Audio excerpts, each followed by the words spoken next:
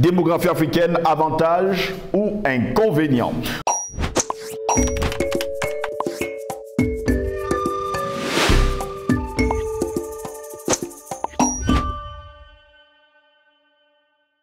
Qu'il est bon de vous retrouver sur Panafricaniste TV. C'est toujours un réel plaisir parce que nous savons que vous êtes très nombreux à nous suivre sur nos plateformes numériques, YouTube, Facebook, Instagram, TikTok. Mesdames, Messieurs, bon après-midi. Bienvenue à toutes et à tous à cette autre édition de Parole aux Panafricanistes. Beaucoup souhaitent une démographie plus dense du continent noir, mais comment?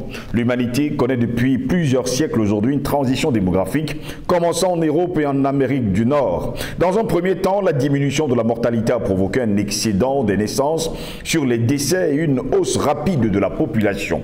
C'est le cas aujourd'hui du continent noir où la croissance prend des proportions énormes.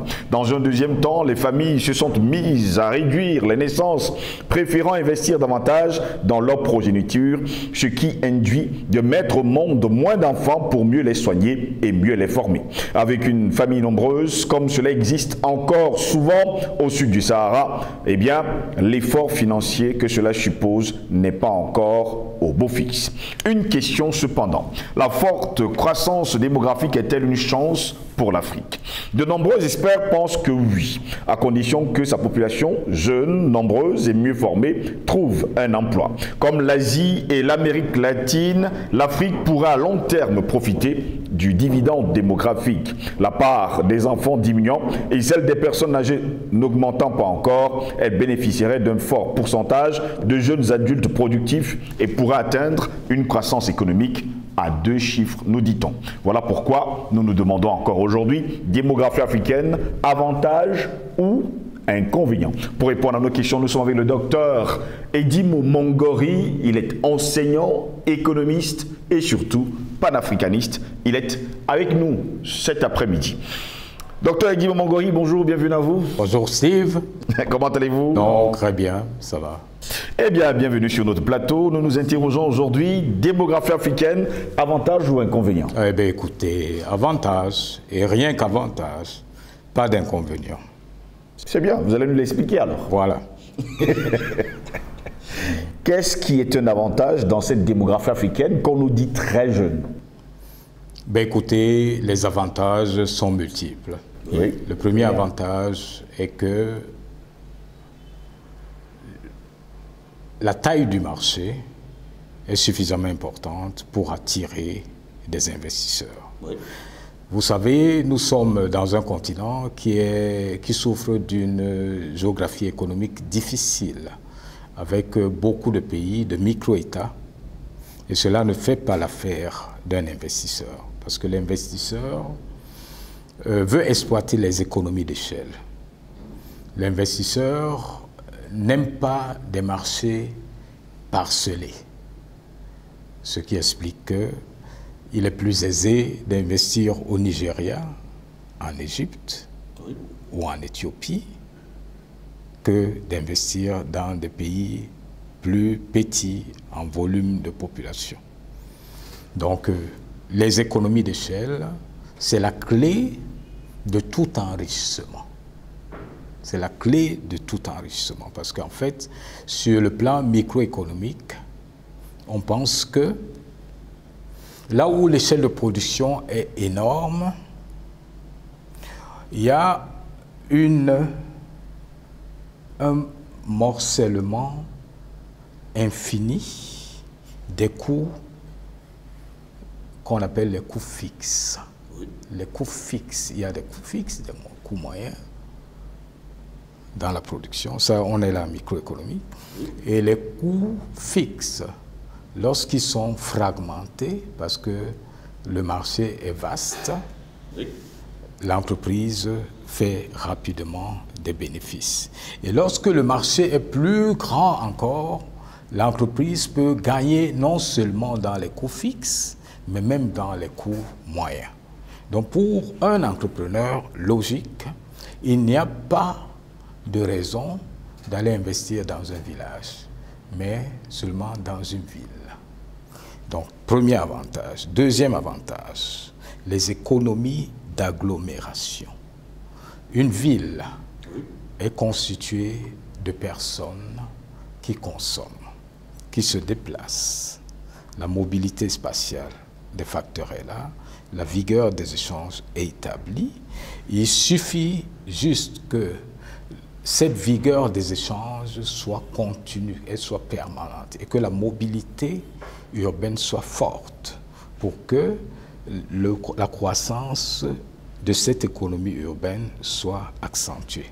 C'est pour cela que vous voyez tous les efforts que déploient les pays pour multiplier et les systèmes de transport de masse, et les toboggans, et les giratoires, et les échangeurs, de manière à ce que les économies d'agglomération, qui sont de deux formes, les économies de localisation et les économies d'urbanisation, que ces économies soient suffisamment exploitées. Ce sont ces économies qui expliquent également l'investissement ou l'arrivée des investisseurs dans une ville. Aujourd'hui, la dynamique d'urbanisation, elle est extrêmement forte en Afrique. En Afrique, c'est aujourd'hui plus de 60% des populations qui sont appelées à vivre dans les villes. Donc, cette croissance urbaine, au-delà du volume démographique des pays et au-delà de la jeunesse de la population et au-delà de l'éclosion des classes moyennes à revenus discrétionnaires qui émergent. Le marché africain est l'un des marchés certainement le plus porteur et d'où les taux, d'où la ruée que vous observez vers l'Afrique. On recherche quoi? On recherche cette masse critique de consommateurs. On préfère qu'elle soit dans un marché unifié, comme c'est le cas de la SCLECAF, parce que dans ce cadre, on démantèle les barrières douanières et les barrières non tarifaires, ce qui pour un producteur permet de circuler et de gagner plus d'argent. Donc, je disais, il y a au-delà de ces avantages démographiques purs, la dynamique urbaine, la croissance urbaine, qui permet d'aller vers ceux qui peuvent acheter, pas vers ceux qui sont dans la ruralité. Voilà. Donc, or, le mouvement vers de la ruralité, vers l'urbanité, est de plus en plus croissant. Et dans cette urbanité, vous trouvez essentiellement des jeunes. Des gens qui ont une forte propension à consommer. À l'inverse, en Europe, où la pyramide des âges est composée de 80% de vieux et 20% de jeunes, chez nous ici, c'est pratiquement l'inverse. En Europe, donc, on ne peut plus avoir une croissance forte parce que la population qui consomme est majoritaire et consomme essentiellement des soins de santé et des médicaments. Donc, de manière, la consommation intérieure et la demande intérieure est toujours faible. D'où les taux de croissance que vous connaissez en Europe, qui sont généralement plutôt des taux de croissance très bas. Donc, le Cameroun et les pays africains d'une manière générale ont donc cette opportunité de doubler leur taux de croissance dans les années qui suivent avec la mise en place donc, de ce marché qui est déjà en train de s'organiser, de la zone de libre-échange africaine. Je rappelle que tous les pays du monde sont passés par là. Les États-Unis, c'est d'abord une zone de libre-échange. C'est l'une des plus importantes. L'Europe, c'était d'abord une zone de libre-échange. Et vous devez noter que les États-Unis, et je ne dirais même pas les États-Unis, l'Amérique réunie, toute l'Amérique réunie, le commerce entre les pays américains, du nord jusqu'au sud, représente 43% du volume global de leur commerce. En Europe, ça va dans les 70%. En Asie, c'est 68%. Donc, le pôle Pacifique, la ceinture du Pacifique, commerce pour à peu près 61% entre eux, essentiellement. Ce qui explique qu'ils sont montés très rapidement. La croissance, quelqu'un parlait de l'indénosie, elle est attendue à la 4e position en 2030. L'Indonésie. En termes de PIB cumulé exprimé en parité de pouvoir d'achat, donc devant le Japon. Pourquoi? Parce que justement, la masse de la population est là. Oui. L'Indonésie, c'est dans les 400 millions d'habitants. Oui. La Chine n'est pas passée parce qu'elle a une petite population, ni l'Inde. L'Inde qui va tutoyer, en termes de PIB global, les États-Unis en 2030. C'est son volume de population. En ce sens, la population est une richesse. Et Dieu seul sait comment il fait ces choses.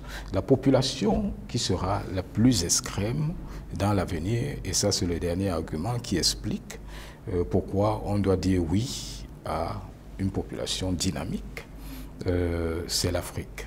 Les indices de fécondité, c'est vrai, vous allez parler de transition démographique. Oui. La transition démographique, en effet, elle est effective dans certaines 2 sous-régions en Afrique, notamment l'Afrique du Nord et en partie l'Afrique australe. L'Afrique australe qui a été en partie décimée par le VIH, oui, et où les mentalités se sont transformées très vite. Mais même jusqu'en Afrique australe, les indices de fécondité n'ont pas encore atteint le niveau qui est questionnable. Les gens évoluent encore légèrement au-dessus du seuil de renouvellement des populations, qui est un ratio de 2,1 enfants par femme. En deçà de ce ratio, votre population, vous êtes déjà dans la transition démographique et votre population devient vieillissante automatiquement. Et vous partez, vous libérez l'espace, que vous ne le vouliez pas. Regardez bien ce qu'ont fait les Chinois et les Russes ces dernières années. Oui. Les Chinois ont revu leur politique démographique et encouragent désormais à passer à 2 enfants, ce qui sera difficile parce que les habitudes, quand elles s'installent, elles se sont installées. La Russie, il y a 4 ans, a voté un budget de 375 milliards de dollars pour relancer son économie qui était en fait, en termes de performance, en retard par rapport aux autres et qui voulait donc entrer dans les trajectoires de renforcement de la productivité, de renforcement de la robotisation, mais aussi de renforcement de la dynamique démographique. Oui.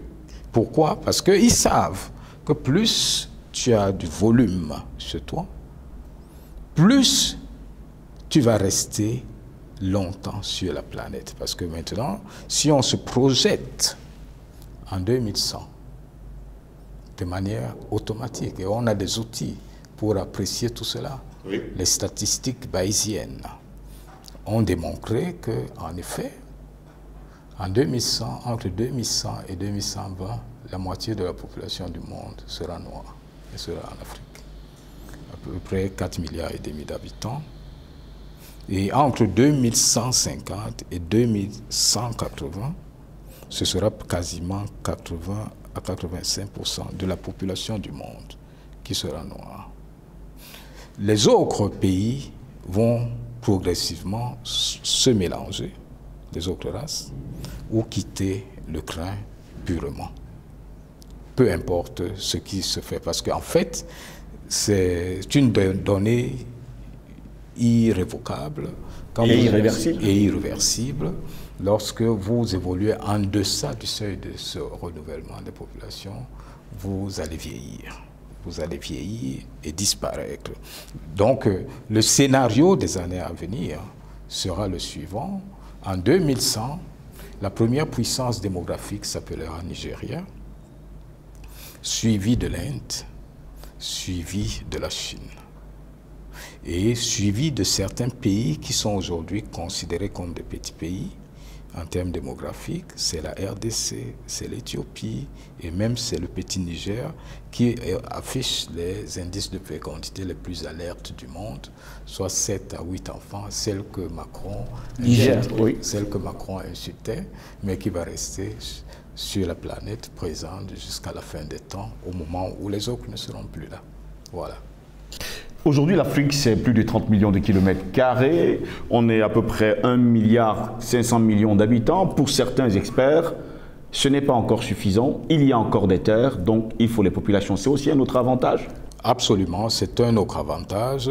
Il faut de plus en plus de populations, mais je peux vous rassurer que ces populations sont là, elles seront au rendez-vous. Les mentalités vont demeurer, d'après toutes les études, profondément natalistes jusqu'au-delà des années 2060, 2070, parce que c'est des trucs qui sont un peu aussi dans nos gènes, hein, oui. Les mentalités natalistes. Et pour preuve, les indices de fécondité ne sont pas en train de baisser. D'ailleurs, c'est ce qui est très intéressant. À un moment donné, on a pensé qu'on peut réduire la population mondiale. Oui.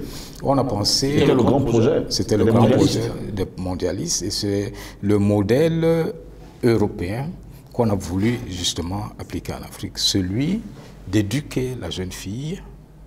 À faire moins d'enfants. Oui, de la scolariser de manière à faire moins d'enfants. Ce modèle a marché partout. C'est le modèle normal. Sauf qu'en Afrique, les mentalités sont profondément natalistes. Et que l'enfance est totalement chérie, oui, en Afrique. Et la famille élargie est célébrée de tout temps. Bien plus en Afrique. Et c'est là où le modèle européen et occidentaux-centré a raté.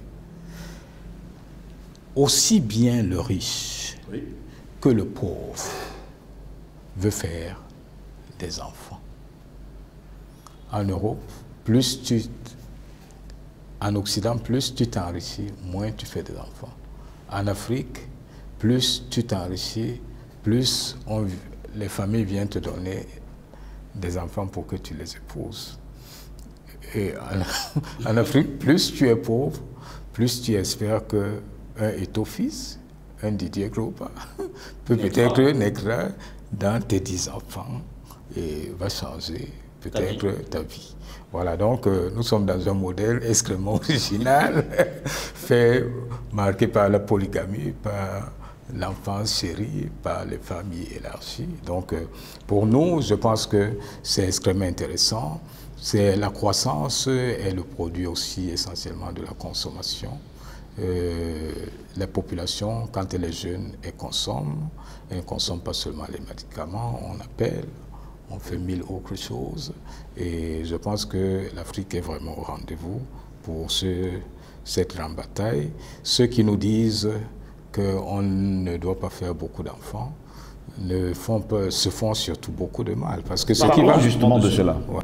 Il y a quand même aujourd'hui qu'on a l'impression depuis 10 ans aujourd'hui que les filles africaines rencontrent quand même des problèmes de procréation.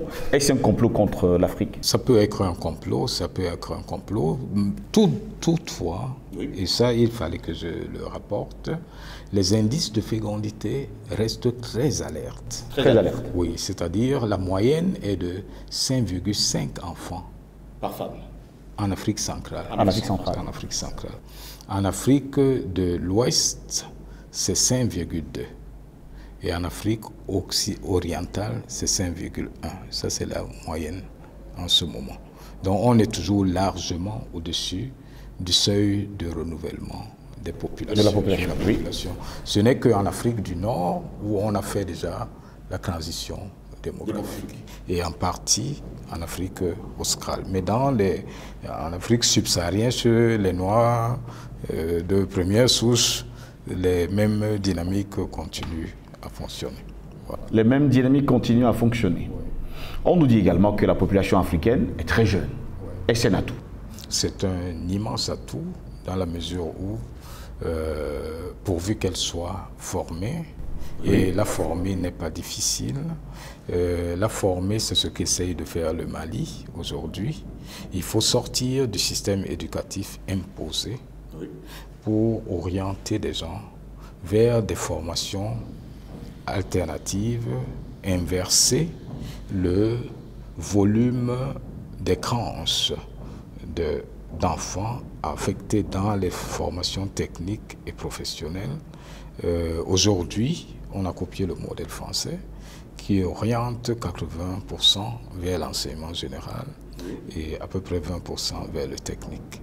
Et vous voyez ce qui s'est passé en Europe et qui continue d'ailleurs à se passer, c'est que ceux qui ont privilégié une autre forme d'organisation de l'éducation, notamment les Allemands, avec leur Technische Hochschule et leur Fachhochschule, j'y ai passé beaucoup de temps, une quinzaine d'années, sont les plus compétitifs et de loin en Europe. Parce qu'en fait, c'est le système éducatif qui oriente le reste des trajectoires. Voilà. Donc nos pays ont juste à s'affranchir de cette domination française pour nous qui sommes dans l'espace français. Et c'est ce que fait le Mali aujourd'hui. Il faut mettre en place des programmes de formation et d'éducation qui peuvent vous permettre aux élèves de ne pas perdre beaucoup de temps à apprendre qui était Napoléon et qui était Louis XIV. On perd beaucoup de temps là. On peut consacrer ça à tripoter sur l'ordinateur et à passer tout d'un coup dans le wagon de tête de la technologie. Donc on peut formater en peu de temps ces programmes, les orienter et faire de sa nation en l'espace de 20 ans d'une nation qui est totalement ouverte à l'innovation, qui voudrait s'industrialiser, qui peut s'industrialiser parce qu'elle a une main-d'œuvre formée. Je vous dis encore à titre d'exemple, savez-vous qu'il n'y a pas de formation de boulanger, de pâtissier, de charcutier et tout le reste dans notre pays où nous voulons passer à une politique d'import-substitution?